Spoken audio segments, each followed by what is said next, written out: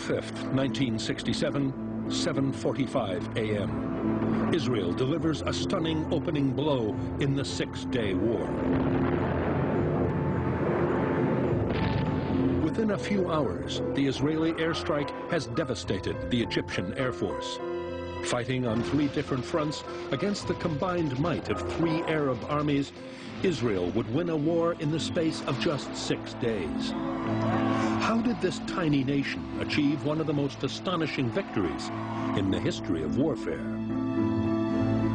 Eyewitness testimony, unique access to secret military plans, and weapons testing reveal the extraordinary story of how Israel won the Six-Day War.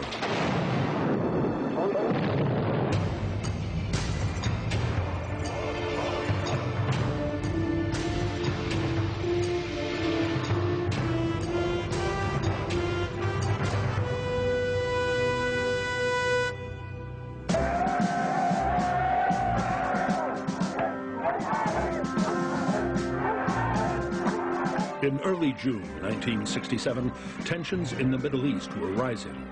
Egyptian President Gamal Abdel Nasser had called on the Arab nations to destroy Israel. War seemed inevitable. Israel faced the grim prospect of a simultaneous invasion from Egypt, Syria, and Jordan.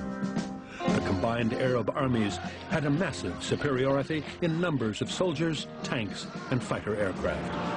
Israel is viewed not only by themselves, but by the rest of the world as a scrappy little nation on the very edge of survival. The general mood in the Arab world was that Israel is not that strong, it could be defeated. Yet against most expectations, the opposite happened. In less than a week, Israel had defeated its Arab neighbors. How was such a stunning victory achieved?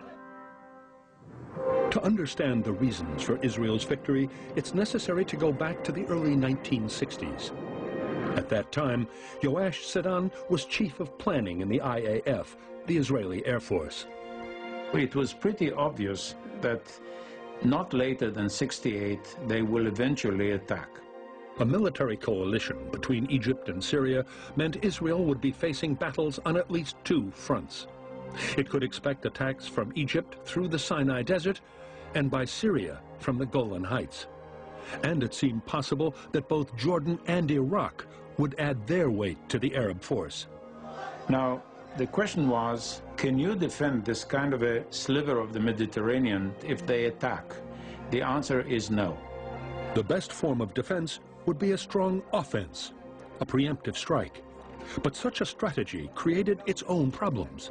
The Israelis could not afford to put all of their oomph against the Egyptians and the Jordanians and the Syrians at the same time. They had to concentrate. The Israelis had to concentrate their force against one enemy at a time. To fight a war the way it wanted, Israel would need to gain air superiority.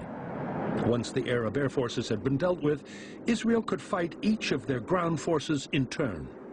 In 1964, Sedan's team came up with an unorthodox plan. The idea that we came to was to strike their airstrips. These classified plans have remained secret for 40 years. They reveal how Israel would achieve air superiority. The primary objective would be to keep the Arab air forces on the ground. By disabling the runways of the Egyptian Air Force, and then the Syrian, etc., you prevent the aircraft from taking off. Targeting the runways would take hundreds of Arab aircraft out of the equation. The plan was good, in theory. But what were its chances of success? We had a problem there. They had tens of runways, more than 50.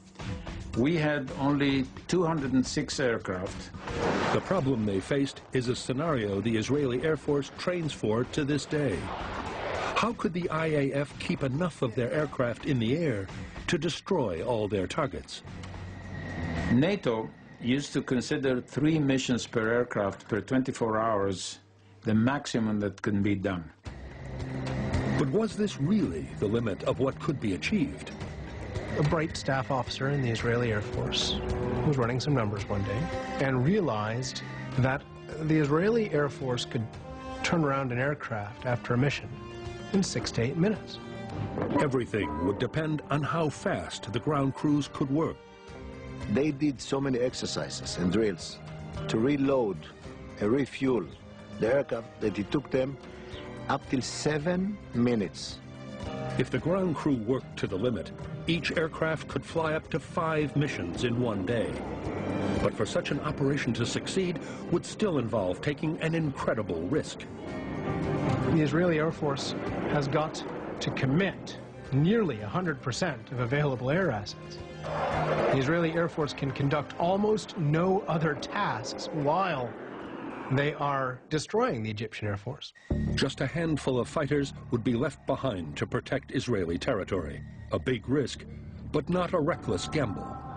If the Israeli Air Force could achieve near absolute air supremacy, enabling almost complete freedom of action by the Israeli Armed Forces, then that's a big payoff.